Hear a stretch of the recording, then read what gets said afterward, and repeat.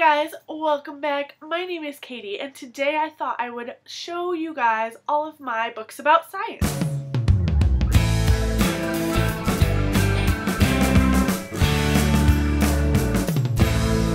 So in case you guys didn't know, I studied wildlife and conservation biology in school, so I do really enjoy books about science, books about wilderness, books about conservation, and I thought that today I would share some of my favorite books about those topics with you. Just to clarify, these are books that they're not books about science fiction. They're not fiction about scientists.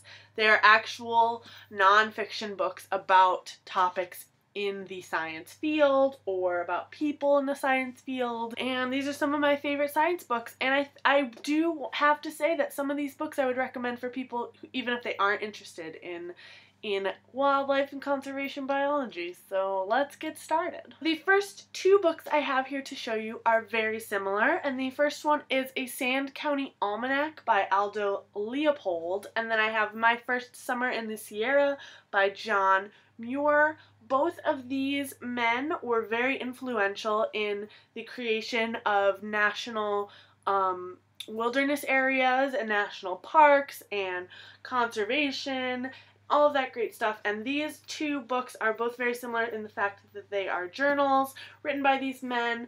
John Muir writes very beautifully. This is one of my favorite books about conservation, and he did a lot of exploration kind of stuff out west in the Sierra Nevada mountains and back in like the 1870s and stuff, and it's a very excellent book. I would definitely recommend it. Especially if you are interested in nature and wildlife, stuff like that. And Aldo Leopold has some really great ideas about conservation, and he's got some breathtaking stories, so I would definitely recommend this one as well. They read very quickly, and if you're interested in wildlife and conservation, I would definitely recommend it. So yeah.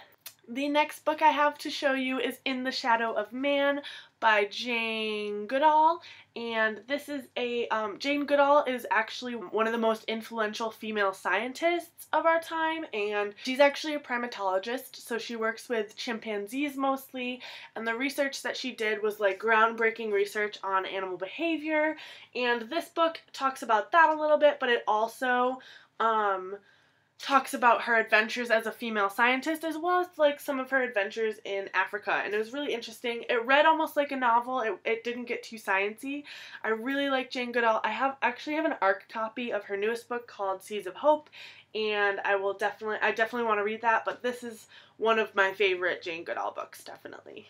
The next two books I have to show you are, one of them was actually a textbook for my field dendrology class about trees, and that was called Reading the Forest Landscape, A Natural History of New England by Tom Wessels, and along those same lines I also have Changes in the Lands, Indians, Colonists, and the Ecology of New England, and this is by William Cronon. Both of these are about natural history, specifically in New England. That's where I went to school, up in New Hampshire. This one in particular is one of my favorite books.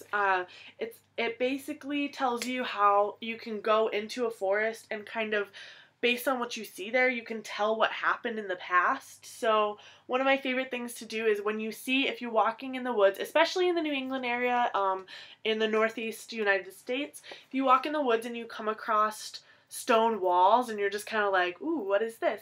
It's most likely that forest was actually agriculture land, and farmers would, they used to keep their sheep enclosed by those stone walls, and then once the farmlands were abandoned for the Industrial Revolution, they just kind of naturally grew back, but the walls stayed intact, so that's kind of stuff like that is in here. You can tell if there's a beaver around, and it's just really cool. I really love natural history, and I love reading about how people use the land and sustainability and all that stuff, so I definitely recommend these two if you are interested in natural history and land use, especially this one. Along those same lines, I have Wilderness in the American Mind by Roderick Frazier Nash, and this is actually a textbook for my issues of wilderness and society class, but I really liked it, what I've read so far, and kind of goes along the same lines and talks about how people perceive wilderness throughout history. It's really interesting. It doesn't really have a textbooky feel. I would only recommend this though. It's not very much like a pick up and read for fun kind of thing. I would definitely recommend it if you're interested in wilderness, if you're interested in the history of wilderness. Definitely, definitely.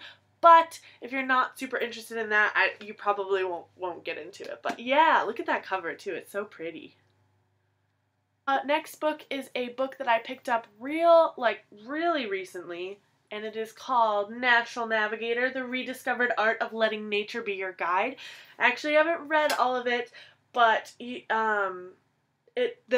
things on the front say learn here. I'll show you. There's things on the front here, and it says learn how to locate the North Star using the Big Dipper, trace the sun's arc by faded paint on a signpost, use a spider's web as a compass, orient yourself by the crescent moon. And I just think that sounds so fun. Just to be able to, I just want to read about it, and I would love to be able to learn how to do this stuff. And also, if the zombie apocalypse happens, I feel like this book is gonna come in handy, so there it is. So that is it. I just thought it would be fun to make a video about some of the other books that I read besides fiction, and yeah, just so you know kind of what's on my shelf up in this corner up here. They're all taken down now because of doing a video, but yeah. Hey, let me know if you guys want me to do more on the field guides, if you liked a video like this. Let me know if you know any science booktubers. I know that's like a super specific niche, but I am one, so yeah.